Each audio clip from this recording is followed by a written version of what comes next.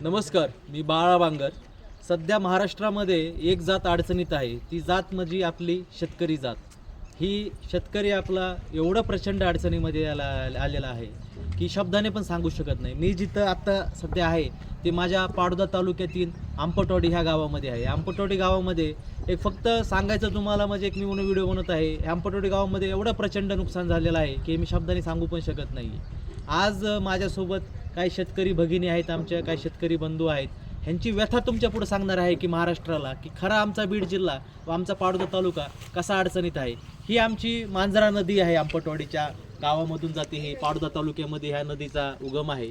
ह्या आंपटवाडी नदीमध्ये ही जी मांजरा नदी आहे, ह्या मांजरा नदीचं पात्र त्या दिवशी 4 दिवसापूर्वी जेव्हा महापूर आलता, त्या महापुराच्या वेळेस ह्या घरापर्यंत म्हणजे हे जे कोठा आहे हा पूर्ण कोठा पाण्याखाली गेलता. आणि कोठा पाण्याखाली गेला म्हणजे तुम्ही विचार करू शकता की हा जो कोठा आहे, ह्या कोठ्यात ज्यावेळेस इथं जनावरं होते, हे जनावरं सगळे वाहून गेले. म्हणजे फक्त ह्या आंपटवाडी गावामध्येच बीड जिल्ह्यातील पाडोदा तालुक्यातील आंपटवाडी गावामध्ये 50पेक्षा जास्त शेतकऱ्यांचे गायी म्हशी शेळ्या वाहून गेलेल्या आहेत. कारण पाणी जर ह्या पूर्ण शेडच्या वर गेला असेल पत्र्याच्या, तर इथं जे बांधलेले सगळे जनावरं होते ते पूर्णपणे सगळे वाहून गेलेले आहेत. आणि सरकारने लोकप्रतिनिधी येऊन सगळ्याला आश्वासन दिलेत, सगळ्यांना शब्द दिलेले आहेत, पण मदत आतापर्यंत काय पोहोच झालेली नाही. आणि जेवढी काय सरकारने मदत देत आहे त्या मदतीने काय शेतकऱ्याचा आधार होणार आहे का? आमच्या बंधू भगिनीच्या डोळ्यातून अश्रू पुसणार आहेत का? इथंच अशा आमच्या काही भगिनी आहेत, माता आहेत की त्यांचे कसे इथं ह्या पूर आल्यामुळं, अतिवृष्टी झाल्यामुळे, पाऊस पडल्यामुळे एवढा की किती त्यांचे हाल झालेले आहेत, त्यांची दैनंदिन अवस्था कशी आहे, त्यांची उपजीविका काय आहेत, आपण तर फक्त त्यांच्याकडून थोडं जाणून घेऊ. ताई सांगतात का काय झालं महापूर आल्यावर? पूर आल्यावर इथं पाणी वाढत गेलं, आम्हाला इथून वाट नाही राहिली. वाट नाही राहिली, ती 2ला पूर आला ना. वाट नाही राहिल्यावर तिकून त्या दासकडच्या माळावून येऊस अख्ख्या गुराला येडा पाडा पाण्याचा. मग जाता आलं नाही. रात्रात हे बांधाव बसले पण नाही जाता आलं. पाठ 4 वाजता गुरं मोठ्या मोठ्याने वराडले आणि गेले सुटून मरून वाहून शेण. कुणाला पंचनामा करायचं ना, गुरं कुठं दिसले नाहीत, राहिले नाहीत, कसं करायचं? नाही रडू नका, आम्ही सामाजिक कार्यकर्ते. म्हैस होती आज आमची, काय बारीक नव्हती. 4 वर्ष म्हैस सांभाळली होती आम्ही काय आज रडत होत गावाला. 6 दिवस झाला आम्ही रडत होत. नाही भयंकर परिस्थिती आहे, तुम्ही रडू नका का, आम्ही सोबत आहे सर्व. आम्हाला दुसरं येतात गुराढोरा सोडा, दुसरं आम्हाला काय आहे?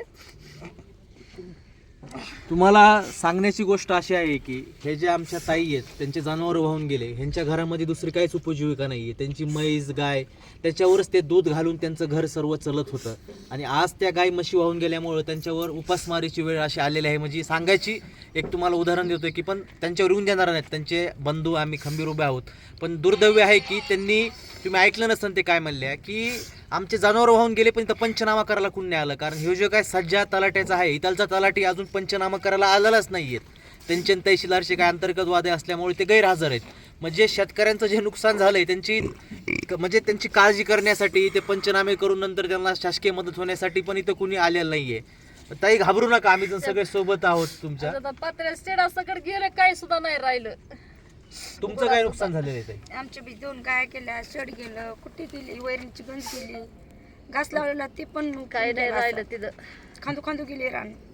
किती एकर शेती आहे तुम्हाला? आम्हाला हा 3 एकर आहे. 3 एकर पण पाण्याखाली गेलतं का? आणि तुमचं किती जनावर, अजून कोणाचे जनावर गेले? सोयाबीन काढलेली पण गेली आमची. आणि तुम्ही काय करता, स्वतः शेतीच करतात का? शेती आम्ही शेती करतो. मुलं लहान लहान आहेत आमच्या शिक्षणासाठी. आमचे मालक आहेत कारण मजुरीला जातात मिस्त्री सोबत. आणि आम्ही बाया ते थोडं शेती म्हणून शेती बघून गाया बघतो. आमच्या गाया गेल्या आणि सोयाबीन काढून आणून ठेवली होती, ती बी वाहून गेली. आम्हाला आता जगायलाच काय राहिलं नाही. खायचं म्हणलं तर काहीच नाही. पाहिलं असेल का किती भयंकर परिस्थिती आहे? आणि बघायचं असलं तर आता सध्या चला ते गुतलेलं सोयाबीन सुद्धा दाखवत होतो आम्ही तुम्हाला पाण्यात. तुम्ही काळजी करू नका, आम्ही सगळे कार्यकर्ते, पाण्यात झाडावर जाऊन गुतले. आम्ही सर्वजण तुमच्या सोबत आहोत. ह्या तुमच्या दुःखाच्या संकटाच्या प्रसंगामध्ये आम्ही तुमच्या खंबीरपणे सोबत आहोत. जेवढी आम्हाला मदत तुम्हाला करता येईल, सहकार्य करता येईल, आम्ही तेवढं करतो. पण माझं सगळ्या एकदा सांगू इच्छितो आहे की महाराष्ट्रातील जेवढे सामाजिक संस्था आहेत, जेवढे काय NGO आहेत, ज्या सामाजिक संस्था पश्चिम महाराष्ट्रामध्ये जसा पूर आलता त्यावेळेस सगळ्यांनी मदत केली तशीच बीड जिल्ह्यामध्ये आपल्या परिस्थिती भयंकर वाईट आहे. निसर्गाने त्याचं कोप केलेला आहे, त्याचं रौद्ररूप दाखविलेलं आहे. म्हणून आपल्या बीड जिल्ह्यातील शेतकऱ्यांना सगळ्या सामाजिक संस्थांनी पुढे येऊन मदत करावी आणि सरकार शासन जे काय मदत करीत आहे ती मदत पण चांगल्या प्रकारे व्हावे एवढीच त्यांची विनंती आहे. आणि आमच्या ताईंना, आमच्या इथं उपस्थित असणाऱ्या सर्व बंधूंना आम्ही आश्वासन देतो की खंबीरपणे आम्ही एक युवक कार्यकर्ते म्हणून तुमच्यासोबत जेवढं सहकार्य आम्हाला करता येईल तेवढं करू. एवढंच सांगतो. पुन्हा भयंकर परिस्थिती आहे. सर्व सामाजिक कार्यकर्त्यांनी पुढे येऊन सर्व शेतकरी बंधूंना मदत करावे. जसा नदीला महापूर आला आहे तसाच शेतकऱ्यांच्या पण डोळ्यांमध्ये अश्रूमध्ये महापूर आलेला आहे. आम्ही सोबत आहेत तुमच्या सर्वजण, काळजी करू नका.